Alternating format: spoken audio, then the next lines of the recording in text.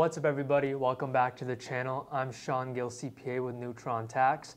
Today we're going to talk about how to do your taxes if you received a 1099 NEC. Before we get started, just make sure you give this video a thumbs up, leave a comment below, do all the stuff that boosts the algorithm. It really helps me grow my channel. So the first thing you need to know is that when you have a 1099 NEC, and I'm not talking about if you're an S-Corp owner or a partnership, this is for sole proprietors or single member LLCs. So the vast majority of 1099 workers.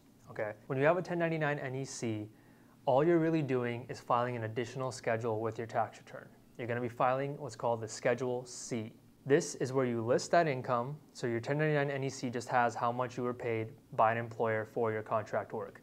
This is where you're going to show that income, and then you're going to be able to show offsetting expenses to lower that income so you pay less tax. Offsetting expenses would be any money that you spent in order to earn that income. So you have to think like you're a business owner.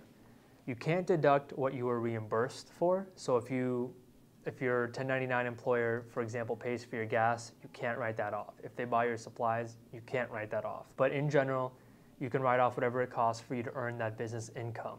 So let's say you do 1099 customer service work and you work from home and you had to buy a new desk, a computer, a headset, printer paper, a printer, pens, pencils, office supplies, whatever that is, you can use that to then offset that 1099 NEC income and take those as business expenses to lower your business income. That's the main thing to keep in mind when you are filing with a 1099, is that it's really just another way of receiving your income where they haven't withheld taxes and you have the freedom of a business owner to claim expenses to offset the income. So like I said, anything that it takes for you to do your job, in this context, if it's not reimbursed, can be deducted. Now, there's no explicit list of things that you can just Google, like what can I deduct? The IRS doesn't give us this list. There is an explicit list of things you can't deduct. For example, entertainment, meals, inherently personal expenses. So this would be like a guy, if you're getting a haircut and you're like, oh, well, I need it to do my 1099 job. I need to look presentable. That doesn't work. Women, makeup, whatever it may be. Outfits, can't do that. If it's a work uniform, that's different. If you're a 1099 construction guy and you have to buy tools and then special protective clothing or gloves, you can write that off, but you can't write off like I'm a real estate agent 1099, I get a 1099 NEC, I'm gonna write off fancy new suits that I bought or a new designer bag I bought. You can't do that. Overall, the main thing to keep in mind, again, is that you're not changing your actual tax filing too much. You're going to follow the same process as you typically follow. Your income is being reported to you differently, and you can offset it. If you have any questions, you can schedule a call with me in the comments or in the description below. There's a link for that.